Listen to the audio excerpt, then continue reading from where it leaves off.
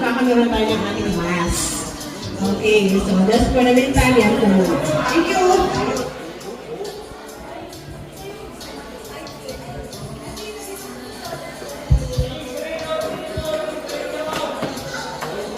Register po tayo dito.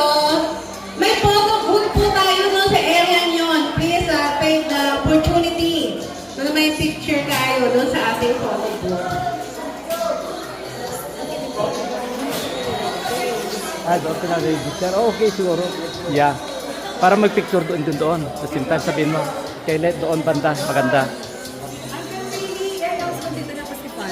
Nandiyan na. Father, si uncle ko po. Hi, Father! Thank you po. Congratulations. You've been serving in the church, in the parish church of St. Patrick of Ireland. As I was told by Father Igor, you were one of the complex, no? And so, kaya naiintindihan mo ito. Because, kung blessing lang, pwede nga mag-delegate lang kami ng lay minister, EMDC, but not with the mass. Because only a valid priest can celebrate, officiate the mass. Diba? Not even yung mga lay minister natin. Kasi ang misa, sakramento. Ang blessing, sacramental. So, pwede lang ang non-ordained na gawin. I know that naunawaan ito kasi naunawaan ninyo ito dahil nga sabi ko kanina, naglilingkod kayo sa inyong parokya o sa ating parokya dito sa St. Patrick of Ireland. No? And so, salamat. Congratulations for that. And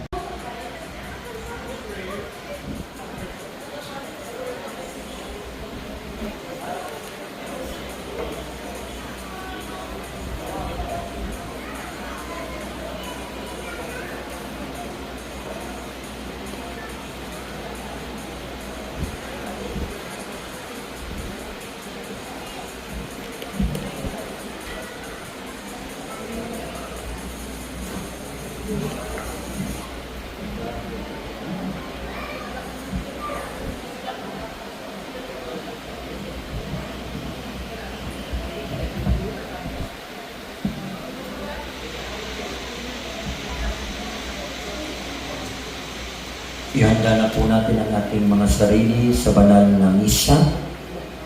Mangyari pong tumahimik tayo.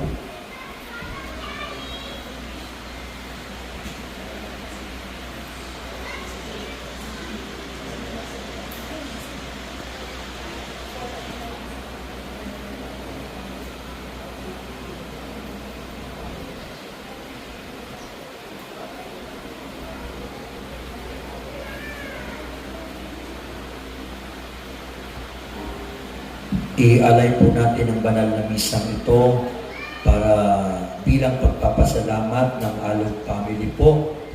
At ngayon din po ay ang kapiyastahan ng luklukan ni San Pedro, the chair of St. Peter Apostle. Hilingin natin ang intersesyon ni St. Peter sa ating pagsunod sa kalooban ng Diyos.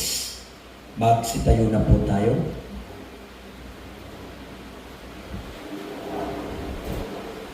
The Lord says to Simon Peter, I have prayed that your faith may not fail, and once you have turned back, strengthen your brothers. In the name of the Father, and of the Son, and of the Holy Spirit. Amen. Amen. The grace of our Lord Jesus Christ, the love of God, the communion of the Holy Spirit be with you all. And with your spirit. Sisters and brothers, to be worthy to celebrate the sacred mysteries, let us now acknowledge our sins and ask the Lord for His pardon and mercy.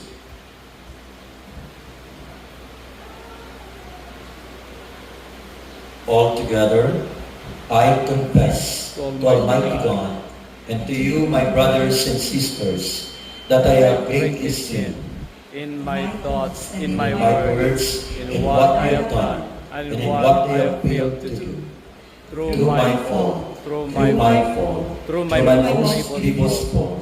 Therefore I ask Blessed Mary, ever Virgin, all the angels and saints, and you, my brothers and sisters, to pray for me to the Lord our God. May Almighty God have mercy on us, forgive us our sins, and bring us to everlasting life. Amen. Amen. Glory to God in the highest, and on earth peace to people of good will. We praise you, we bless you, we adore you, we glorify you, we give you thanks for your great glory. Lord God, Heavenly King, O God, Almighty Father, Lord Jesus Christ, only begotten Son, Lord God, Lamb of God, Son of the Father, you take away the sins of the world, have mercy on us. You take away the sins of the world, receive our prayer. You are seated at the right hand of the Father, have mercy on us. For you alone are the Holy One, you alone are the Lord, you alone are the Most High Jesus Christ, with the Holy Spirit, in the glory of God the Father. Amen. Amen. Let us pray.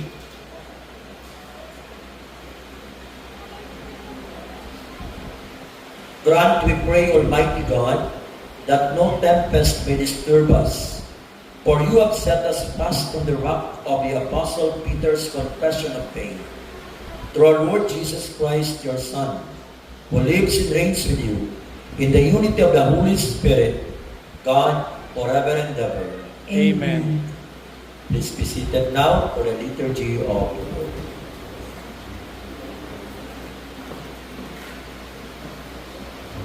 A reading from the first letter of Peter. Beloved, I exhort the presbyters among you, as a fellow presbyter and witness to the sufferings of Christ, and one who has a share in the glory to be revealed. Tend the flock of God in your midst, overseen not by constraint, but willingly, as God would have it, not for shameful profit, but eagerly. Do not lord it over those assigned to you, but be examples to the flock. And when the chief shepherd is revealed, you will receive the unfading crown of glory. The word of the Lord. The Lord is my shepherd, there is nothing I shall want. The Lord is my shepherd, I shall not want. In verdant pastures he gives me repose.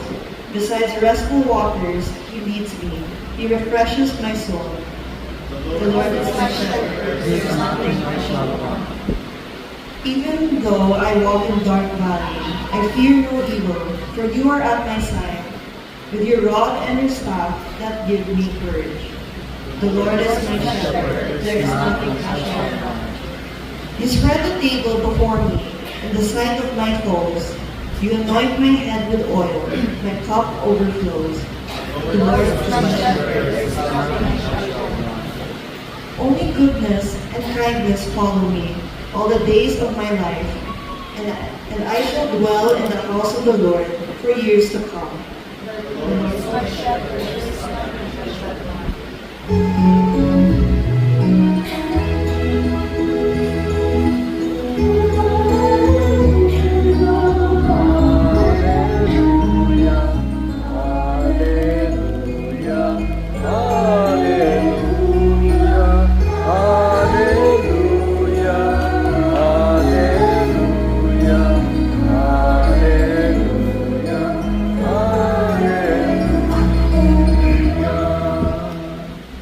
The Lord be with you. And with your spirit. The reading from the Holy Gospel according to Matthew. Glory to you, Glory O to Lord. you, O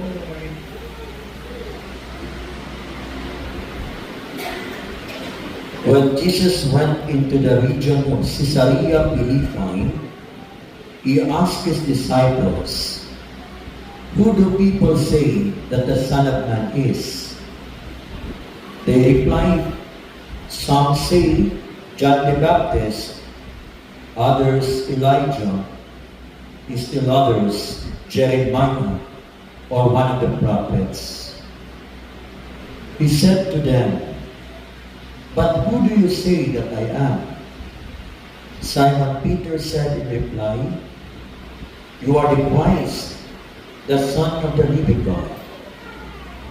Jesus said to him in reply, "Blessed are you, Simon, son of Jonah, for flesh and blood has not revealed this to you, but my heavenly Father. And so I say to you, you are Peter, and upon this rock I will build my church, and the gates of the netherworld shall not prevail against it. I will give you the keys to the kingdom of heaven.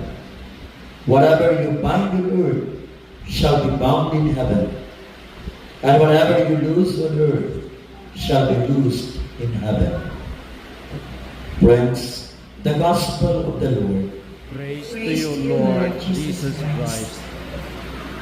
Magsiupo po tayo. Unang-una po, congratulations, Alok family. No? Palakpakan po natin. Hindi lang blessing, kundi nagpamisa pa kayo. No? Kung sa bagay, alam ko na you've been serving in the church, in the parish church of St. Patrick of Ireland, as I was told by Father Igor, you were one of the complex, no? And so, kaya naiintindihan ko ito.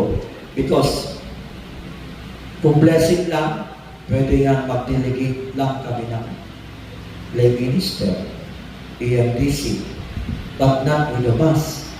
Because only a valid priest can celebrate, officiate the mass. Diba? Not even yung mga lay minister natin. Kasi ang misa, sakramento. Ang blessing, sakramental. So, pwede lang ang non-ordained na gawin. I know that naunawaan ito kasi naunawaan ninyo ito dahil nga sabi ko kanina, naglilingkod kayo sa inyong parokya o sa ating parokya dito sa St. Patrick of Ireland. No? And so, salamat. Congratulations for that. And it is my fervent prayer and hope that you will journey, no? You will, maglalakbay kayo palagi kasama ng ating Panginoong Jesucristo. Dahil ang paglalakbay na ito, alam po natin na ito ay hindi lang paglalakbay na mag-isa lang tayo. At sa ating buhay sa mundong ibabaw, tayo po ay nag-establish ng ating relationships. Diba? Relasyon, unang-una na, sa iyong pamilya,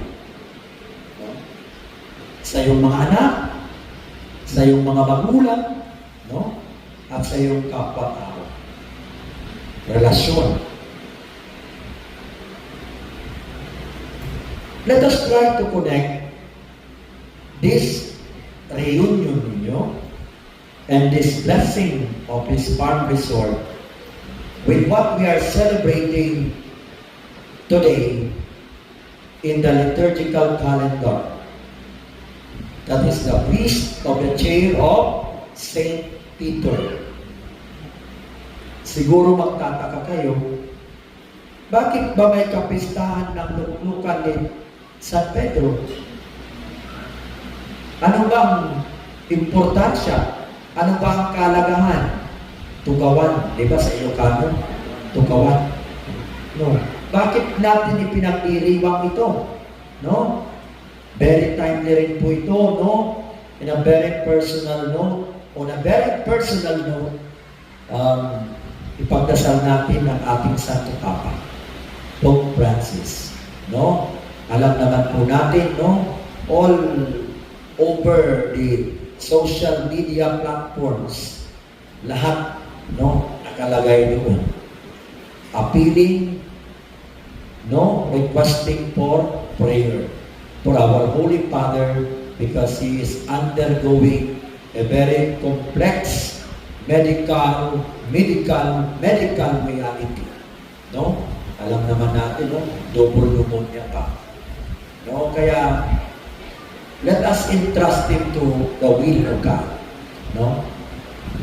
And we know, at least, let us pray for him and for those who are assisting him. Yung mga nurses and doctors natin who are attending to his needs, to his hospitalization. And so today, connected to our celebration of the chair of St. Peter the Apostle is the fact that the chair of St. Peter the Apostle is symbolizing yung responsibility na ibinigay ni Jesus kay San Pedro bilang pastol ng kanyang simbahan. No? Ito po ang hindi natin mapapasubali ang katotohanan sa ating simbahang Katoliko. Ano ito? Yung four marks of the true church. 1, Holy, Catholic, Apostolic. No? Ito ang hindi mo makikita sa ibang sekta o reliyon. Yung apostolic mark of the true church. Bakit? Kasi mostly ng ibang sekta, they were just founded, ibang religion, they were just founded by person or persons. Diba? Tayo, oo, we were also founded by a person. No? Who is, hindi lang siya tao, hindi lang siya human being or person, kundi siya ay isang Diyos, si Jesus. At ano ang visible sign nito na pag-entrust niya? Kay San Pedro. Sino ang nagpapatuloy, no, ng task of pastoring or shepherding the flock whom God, no, has established? Walang iba kundi ang Santo Papa. No? O, may nalaman na kayong ibang sekta na may Santo Papa na matitrace yung lineage doon kay St. Peter? Diba? Wala. Tanging tayo lamang na Roman Catholic Church. And this goes to show to us that what we are celebrating today, the feast of the chair of St. Peter, is not so much the material, yung luklukan, yung upuan, kundi yung authority that was given to Peter by Jesus. No? Kaya nga kung mapapansin nyo rin, lahat ng mga cathedral churches ay mayroong chair. Yung bishop's chair. Kasi yung cathedral, galing sa salitang cathedra, chair ang ibig sabihin. No? Kaya mapapansin ninyo, kung ang simbahan na yan ay cathedral church, hindi lang siya parish church, kundi cathedral siya, no? Kasi mayroong cathedral, mayroong luklukan, mayroong upuan, no? Sa atin, tayo ay sakop ng Roman Catholic Diocese of Urdaneta. Saan ang ating cathedral church? Urdaneta. Sa Immaculate Conception Cathedral Church sa Urdaneta, nandun po yung luklukan, yung upuan. So, ibig sabihin pala, no? Hindi natin masyadong binibigyang pansin yung chair, but the person who is sitting on the chair. Diba? Kasi symbolism lang yun ng authority. Ganito rin po ang ating pinagse-celebrate ngayon, kapistahan ng luklukan ni San Pedro. Hindi ba si Jesus din ang tunay at nag-iisang pastol? Diba? Kasi we remember today the authority of Saint Peter that is being continued by the present Holy Father, pang 266 na siya, Pope Francis. Hindi lang po natin sinasabi na si Jesus lang yung nag-iisang pastol, kundi si Jesus, ibinahagi niya yung pagiging pastol sa atin. Lalo't higit sa mga obispo. No? Kaming mga pare, oo, mabuting pastol din. Kasi nakikibahagi rin lang kami sa banal na orden, sa ordinasyon namin tinanggap mula sa kamay ng obispo. No? Pero yung may fullness of priesthood, yung obispo. At sino yung sino ba itong tawag nito? Yung mga nagpapatuloy, no, ng pagiging pastol directly. Ngayon, sino ba ito? Mga obispo po, no? Yung valid Catholic bishop, no? Ito po, makikita natin na ang authority ng ating mga obispo, dahil sila yung may fullness of priesthood, no? Ibig sabihin, directly sila sa mga apostles, lalong-lalo na sa authority ni Saint Peter na ibinigay ni Jesus, no? At ipinagpapatuloy yon ng mga obispo. Always the bishops in communion with the Bishop of Rome, with the Holy Father. And so, my dear friends, no, ibinahagi ng ating Panginoong Yesus ang pagiging pastol, no, hindi lamang doon sa mga obispo, kundi para din sa mga pare at para din sa mga laiko, no, yung pagiging leader natin, yung pagiging pangangalaga rin natin sa ating mga pamilya, yon ay role ng isang pastol. Ibinahagi ng ating Panginoong Yesus sa kanyang mga apostol ang pagpapastol ng simbahan, sapagkat hindi pa tapos ang misyon ng pagpapalaganap, no, ng paghahari ng Diyos. Bagamat pantay-pantay sa kanilang responsibilidad yung 12 apostol, no? Si Pedro po ang itinuring na panganay. Si Saint Peter. Kaya may tungkulin siyang maging unang huwaran. First model. Nagpapatuloy ang responsibilidad ng mga apostol sa mga obispo ng ating simbahan. Bilang kanilang mga kahalili, yung mga obispo ay ating mga pastol at dapat na maging huwaran ng katapatan kay Kristo. Sa ating Ebanghelyo po ngayon, ipinahiwatig ni Jesus na ang tunay na katapatan makikita sa malapit at malalim nating relasyon sa Kanya na mababanag sa ating pagtulad sa Kanyang halimbawa. Sa pagtulad natin sa halimbawa ng ating Panginoong Yesus na ating mabuting pastor. Ngunit hindi lamang po yung mga apostol, obispo, pare, madre at religyoso yung may tungkulin na maging tapat at tumulad kay Kristo. Sa bisa po ng ating binyag, lahat po tayo may bahagi sa misyong ito. Magkakaiba man tayo ng papel sa simbahan, isang ating bukasyon. Ano po ito? Yung maging banal sa pamamagitan ng tapat na relasyon at pagtulad natin kay Kristo.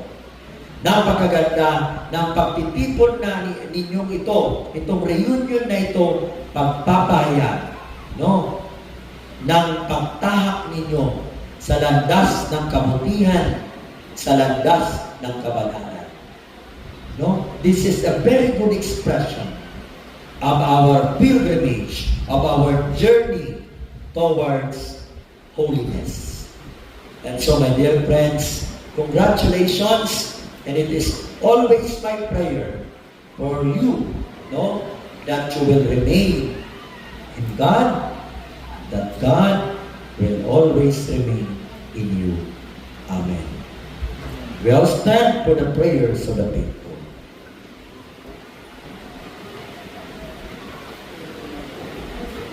Let us pray for the Pope, entrusted with the authority of Peter to bind and to loose on earth, and for other ordained ministers of the Church. Let us show them our filial obedience as they teach us the law of Christ. For every petition we will respond, Lord, protect the shepherds of your church. Lord, protect the shepherds of your church. May the Holy Spirit bestow on the Pope, the successor of St. Peter, the guidance he needs to tend his flock. May the Lord be his light, his strength, and his consolation. We pray.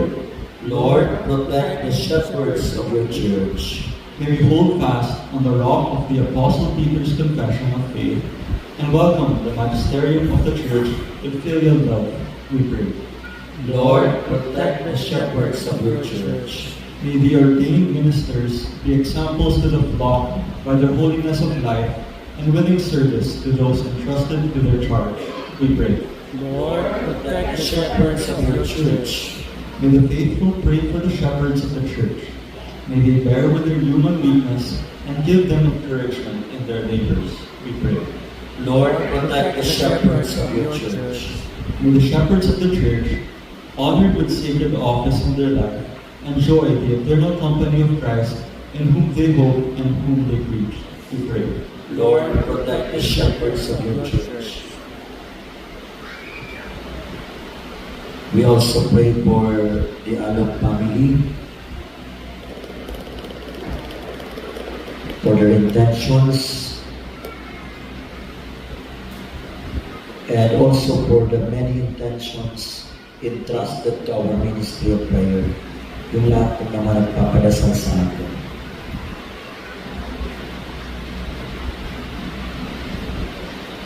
Lord our God, send your church shepherds with the heart of your Son, the Good Shepherd, that they may oversee your flock, not by constraint, but willingly. At the end of their labors, bestow on them the unfading crown of glory. Amen. Amen. Please be seated now forever.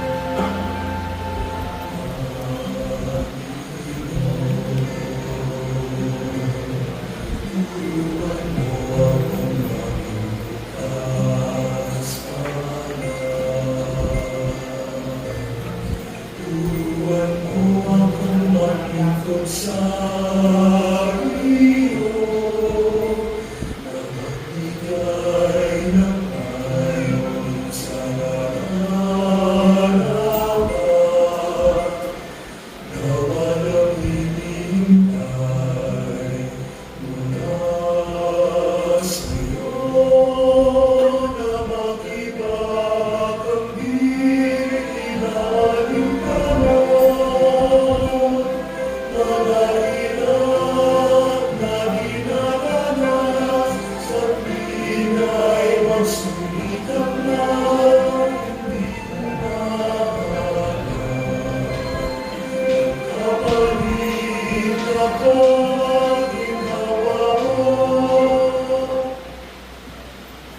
brethren, that my sacrifice and yours may be acceptable to God, the Almighty Father. May the Lord accept the sacrifice at your hands for the praise and glory of His name, for our good and the good of all His holy church. Accept with favor, O Lord, we pray, the prayers and offerings of your church, that with Saint Peter, as your shepherd, she may come to an eternal inheritance. For it is through his teaching that she holds the faith in its integrity through Christ our Lord. Amen. Amen. The Lord be with you. And with your spirit, Lift up your hearts. we lift them up to the Lord. Let us give thanks to the Lord our God. It is right and just. It is truly right and just, our duty and our salvation, always and everywhere to give you thanks, Lord, Holy Father, Almighty and eternal God. For you, eternal shepherd, do not desert your flock, but through the blessed apostles, watch over it and protect it always, so that it may be governed by those you have appointed shepherds to lead it in the name of your Son. And so, with angels and archangels, with thrones and dominions, and with all the hosts and powers of heaven, we sing the hymn of your glory, as without end we acclaim. Holy, Holy, holy, holy, holy Lord Lord God of hosts. Heaven and earth are full of your glory. Hosanna in the highest. Blessed is he who comes in the name of the Lord. Hosanna in the highest. Just remain standing but reverently.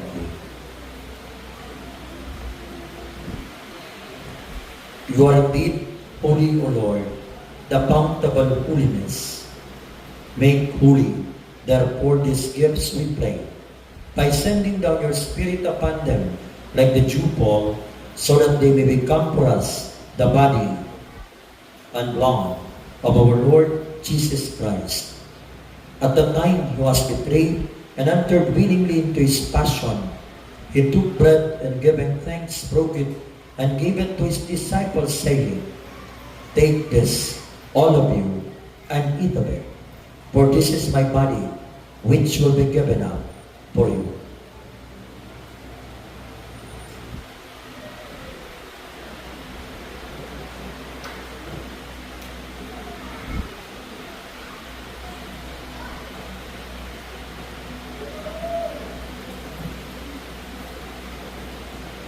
In a similar way, when supper was ended, he took the chalice, and once more giving thanks, he gave it to his disciples, saying, "Take this, all of you, and drink from it. For this is the chalice of my blood, the blood of the new and eternal covenant, which will be poured out for you and for many, for the forgiveness of sins. Do this in memory of me."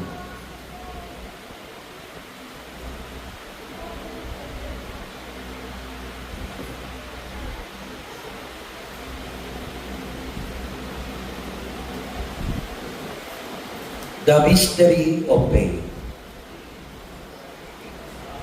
We proclaim your death, O Lord, the best your resurrection. until you you come. come. Therefore, as we celebrate the memorial of his death and resurrection, we offer you, Lord, the bread of life with the chalice of salvation, giving thanks that you have held us worthy to be in your presence and minister to you. Humbly we pray that partaking of the body and blood of Christ, we may be gathered into one by the Holy Spirit. Remember, Lord, your church spread throughout the world, and bring her to the fullness of charity, together with Francis our Pope, Jacinta our Bishop, and all the clergy. Remember also our brothers and sisters who have fallen asleep in the hope of the resurrection, and all who have died in your mercy. Welcome them into the light of your face. Have mercy on us all, we pray, that to the Blessed Virgin Mary, Mother of God, with Saint Joseph, her spouse, with the blessed apostles, and all the saints who have pleased you throughout the ages, we may merit to be course to eternal life, and may praise and glorify you through your Son, Jesus Christ.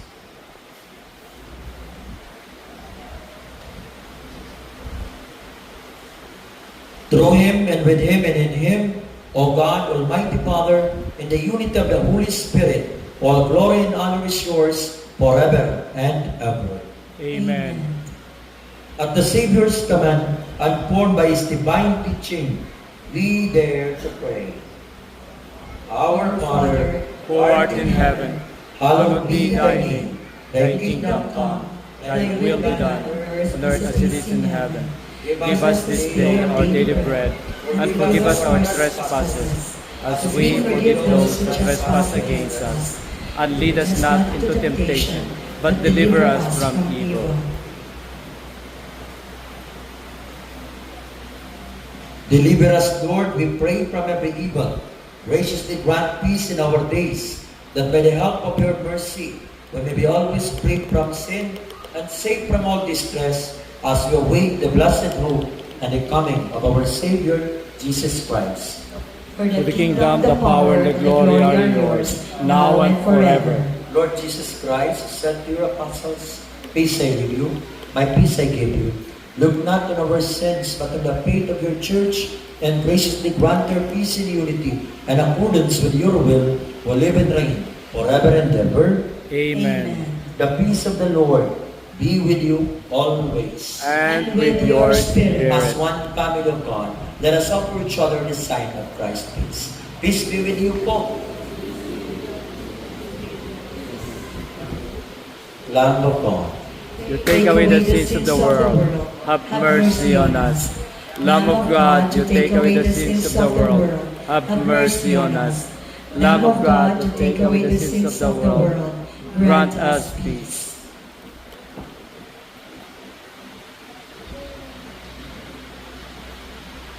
behold Jesus, the Lamb of God, our Master, way, truth, and life, who takes away the sins of the world. Blessed are those called to the supper of the Lamb. Lord, I'm not worthy that you should enter under my roof, but only say the word, and my soul shall be healed.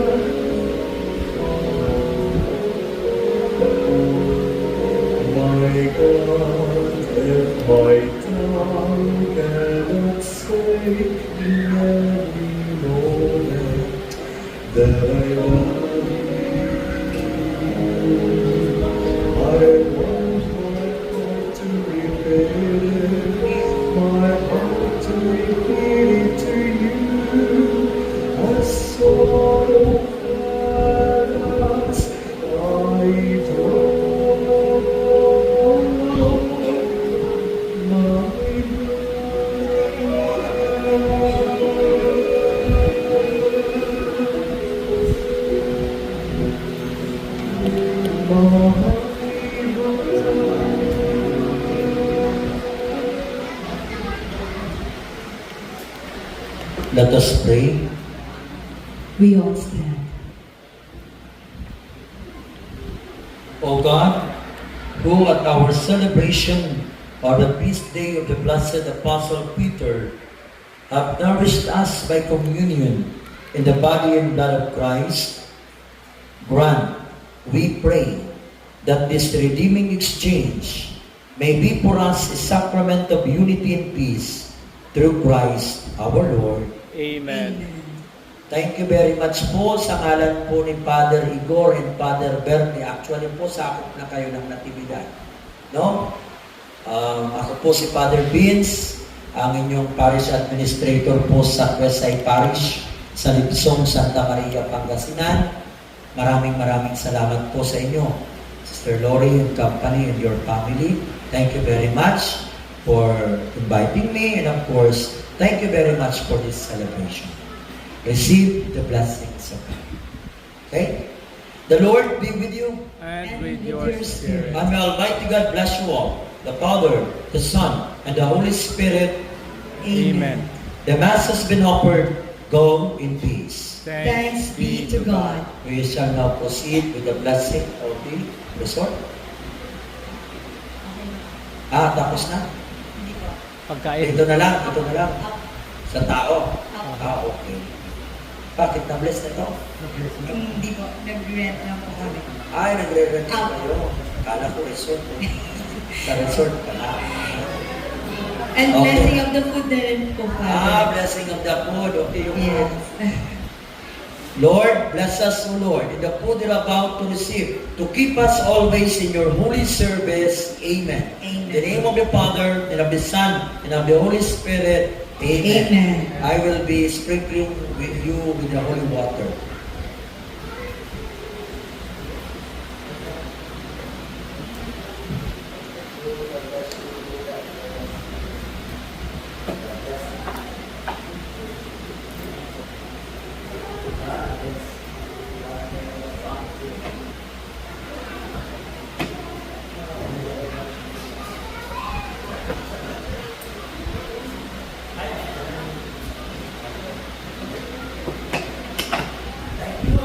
In behalf of the whole Alog family, Father Benz, thank you so much po. And Father.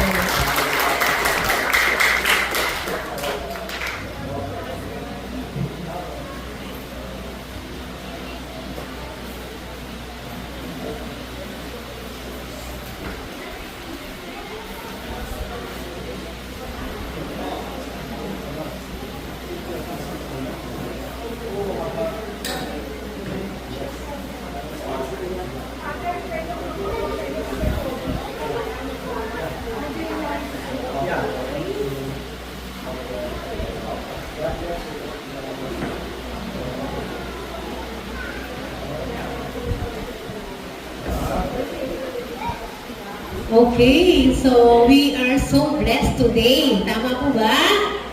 Okay.